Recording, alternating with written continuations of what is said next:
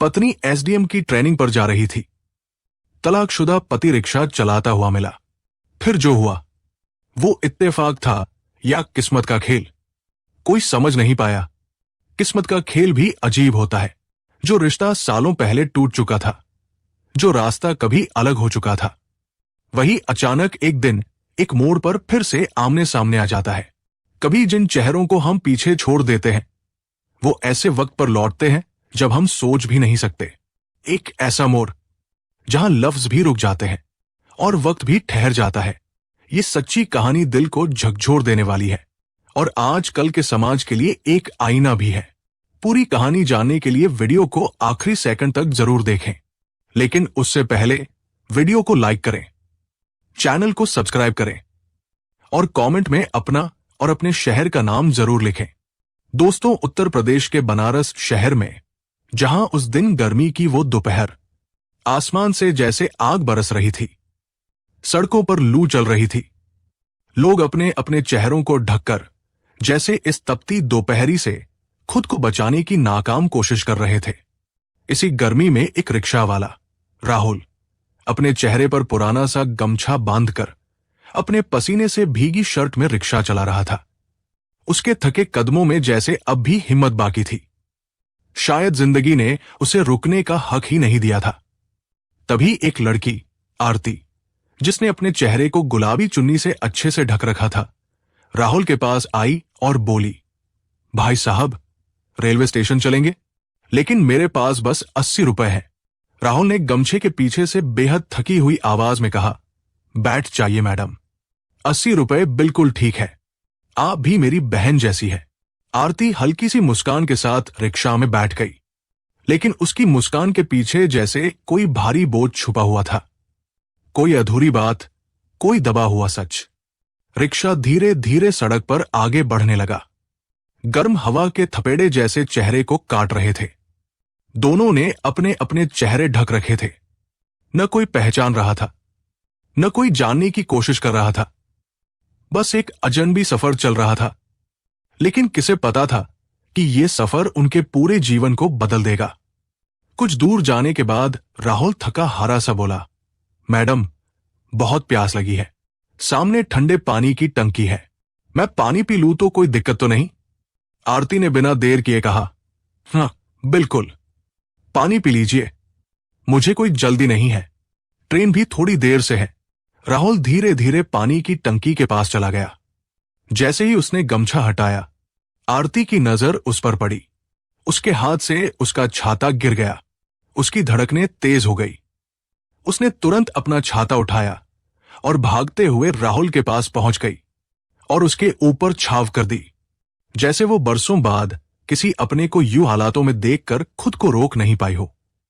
राहुल ने हैरानी से कहा, मैडम, गर्मी तो मेरे काम का हिस्सा है, आप अंदर चलिए, मैं रोज ऐसे ही काम करता हूं। आरती बस खामोश रही। उसकी आंखों में आंसू तैर रहे थे, लेकिन उसने खुद को मजबूत बनाए रखा। रिक्शा दोबारा चल पड़ा। रास्ते भर आरती बस राहुल को देखती रही। उसकी आंखों में जैसे कई सवाल तैर रहे थे, जैसे कोई पुरानी किताब फिर से उसकी आंखों के सामने खुल गई हो। स्टेशन पहुंचते ही आरती ने 80 रुपए की जगह 100 रुपए निकाल कर दिए। राहुल बोला, मैडम, 80 ही कहे थे, 100 क्यों दे रही है? तभी आरती ने अपने चेहरे से चुन्नी हटा दी।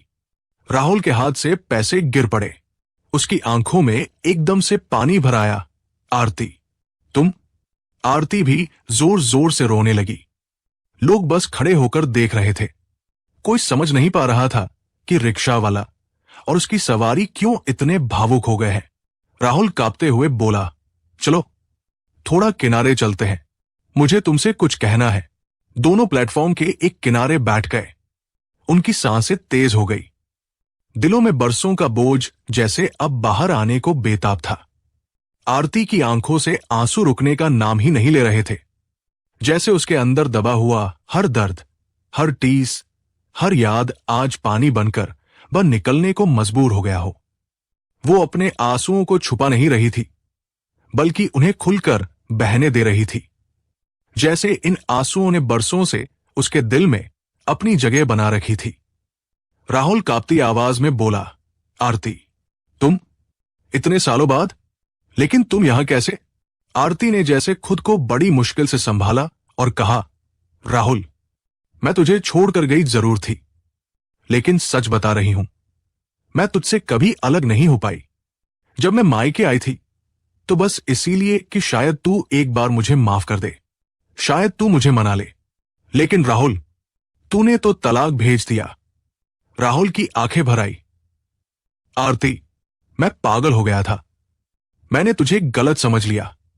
मैंने तेरी सहेलियों से बाद में पता किया, तेरा तो किसी से कोई रिश्ता नहीं था। तू तो बस अपनी पढ़ाई में ही लगी थी। लेकिन तब तक मेरा अहंकार मुझे खा गया था। मैं समझ ही नहीं पाया कि मेरी आरती कभी गलत हो ही नहीं सकती। आरती की रुलाई जैसे अब उसके कंधों से फूट रही थी। राहुल, मैंने तुझे कई बार समझाया था, कई बार रोकर तुझसे कहा था कि मैं सिर्फ पढ़ना चाहती हूं, लेकिन तूने मुझे मार तक दिया। तेरा गुस्सा, तेरी आवाज, तेरे वो शब्द आज भी मेरे कानों में गूंजते हैं। राहुल ने शर्म से सिर झुका लिया। मुझे माफ कर दे आरती। मैंने तुझे जो दर्द दिया, उसकी कीमत मैंने अपनी पूरी जिंदगी से चुका दी है। मेरे खेत बिक गए, घर उजड़ गया, नौकरी हाथ से निकल गई, और अब देख, मैं यहां रिक्शा चला रहा हूं। लेकिन यह भी मंजूर है मुझे। मैं तुझसे सिर्फ इतना कहना चाहता हूं कि मैंने हमेशा तुझे प्यार किया, मगर तुझे समझ नहीं पाया। आरती ने रोते रोते कहा, अगर प्यार किया था तो भरोसा क्यों नहीं किया राहुल? भरोसा तो प्यार की सबसे बड़ी नींव होती है। अगर तुझे मुझ पर भरोसा होता तो शायद आज हमारी जिंदगी ऐसी ना होती। राहुल की आंखों से मोटे मोटे आंसू गिरने लगे। तू अब कहां जा रही है आरती? आरती ने गहरी सांस ली। मैं चंडीगढ़ जा रही हूं। मेरा एसडीएम में चयन हो गया है। ट्रेनिंग के लिए जा रही हूं। राहुल हैरान रह गया। तू तू एसडीएम बन गई? सच में? तेरे जैसी अफसर तो मैंने कभी सपने में भी नहीं सोचा था। मैं तो तुझे हमेशा पढ़ते देखना चाहता था, मगर मैंने ही तुझे पढ़ने नहीं दिया। आरती ने अपनी भीगी आंखों से राहुल की तरफ देखा। तूने मुझे पढ़ने दिया था राहुल। अगर तूने शुरुआत में इजाजत ना दी होती तो मैं आज यहां ना होती। तेरे छोड़े जाने के बाद मैंने खुद को संभाल लिया।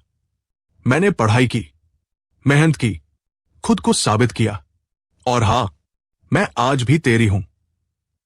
मैंने किसी और से शादी नहीं की राहुल। मेरी नजरों में आज भी मेरा पति सिर्फ तू है। राहुल हैरान था। उसकी आंखों में जैसे फिर से जान लौट आई थी। लेकिन अब मैं क्या हूं आरती? मेरे पास तो कुछ नहीं बचा, ना घर, ना खेत। मैं तो बस एक किराए का रिक्शा चलाता हूं। आरती ने तुरंत राहुल का हाथ पकड़ लिया। मुझे तेरी कमाई नहीं चाहिए राहुल, मुझे सिर्फ तू चाहिए। मैं तुझे अकेला नहीं छोड़ूंगी। तू मेरे साथ रहेगा। ट्रेनिंग के बाद मैं तुझे अपने पास बुला लूंगी। तेरे लिए नौकरी भी लगवा दूंगी। राहुल ने कांपते हुए कहा, मुझे फिर से अपना लेगी? आरती ने बिना एक पल गवाए कहा, तू तो कभी मेरा था ही नहीं। तू तो हमेशा मेरा है। मैंने तुझे कभी छोड़ा ही नहीं था राहुल। आरती ने एक पर्ची निकाली, उस पर अपना नंबर लिखा और राहुल के हाथ में रख दिया। राहुल ने उस पर्ची को जैसे अपनी जान बना लिया। वो पर्ची उसके सीने से लग गई, जैसे उस छोटे से कागज में उसकी पूरी दुनिया बसी हो। आरती मुस्कुराकर बोली, अब मैं जा रही हूं राहुल, लेकिन बहुत जल्द तुझे बुलाऊंगी। अब तुझे कभी खुद से दूर नहीं जाने दूंगी। राहुल उसकी आंखों में देखता रहा, जैसे ये पल कभी खत्म ना हो। ट्रेन प्लेटफॉर्म से धीरे धीरे सरकने लगी थी। आरती खिड़की से बाहर देख रही थी, लेकिन उसकी नजरें कहीं और थी। वो प्लेटफॉर्म पर खड़े राहुल को देख रही थी, जैसे उसके दिल में कोई अनकही बात बाकी हो। जैसे उसकी आंखें कह रही थी कि ये दूरी बस कुछ वक्त की है, लेकिन दिल तो हमेशा साथ रहेगा। राहुल प्लेटफॉर्म पर खड़ा खड़ा उस पर्ची को कसकर पकड़े हुए था, जैसे वो छोटा सा कागज उसके बिखरे हुए जीवन की आखिरी उम्मीद बन चुका हो। आरती और राहुल के बीच फोन पर बातें होती रहीं, रोज रोज, जैसे बरसों की खामोशी अब एक पल भी बर्दाश्त नहीं हो रही थी। अब दोनों के बीच कोई शक नहीं था, कोई गलतफहमी नहीं थी। सिर्फ प्यार था, बेहद गहरा, बेहद सच्चा। आरती की ट्रेनिंग पूरी होते ही सबसे पहला काम उसने यही किया। राहुल को अपने पास बुलाया। वो अब छोटी सी अफसर नहीं थी, अब वो जिंदगी के हर इम्तिहान में पास हो चुकी थी। उसने राहुल के लिए एक अच्छी सरकारी नौकरी लगवा दी, हर महीने 35,000 रुपए की नौकरी। राहुल के चेहरे पर जैसे बरसों बाद फिर से मुस्कान लौट आई थी। राहुल ने कई बार कहा, तू अब इतनी बड़ी अफसर बन गई है आरती, और मैं तो बस एक रिक्शा वाला हूं।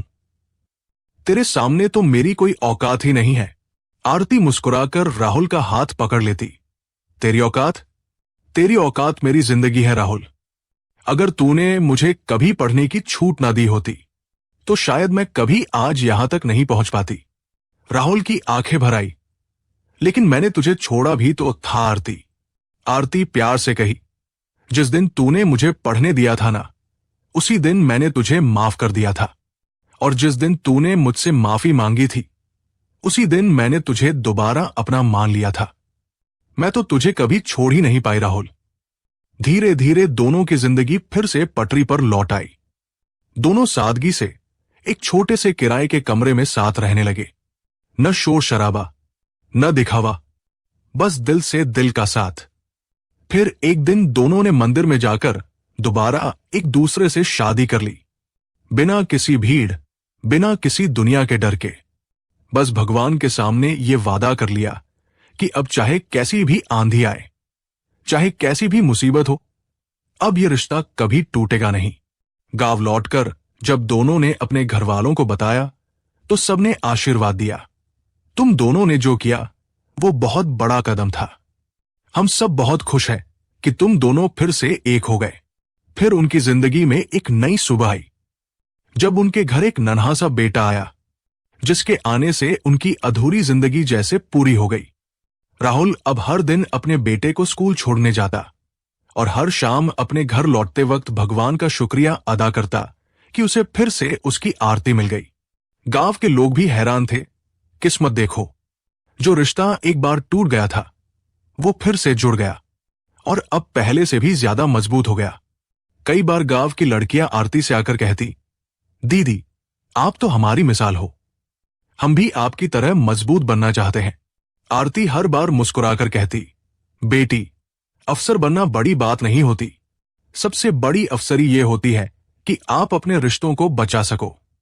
वक्त जैसे धीरे धीरे राहुल और आरती के पुराने जख्मों पर मरहम रखता चला गया।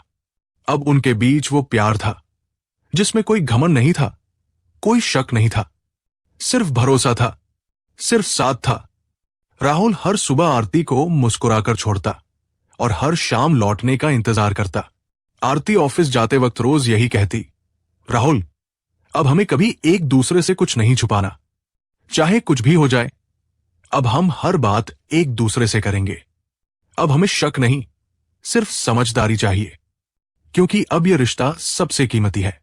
राहुल मुस्कुराकर कहता, अब अगर तू गुस्सा भी करेगी ना तो भी तुझे जाने नहीं दूंगा, तुझे तो अब पूरी जिंदगी मेरे साथ ही रहना है।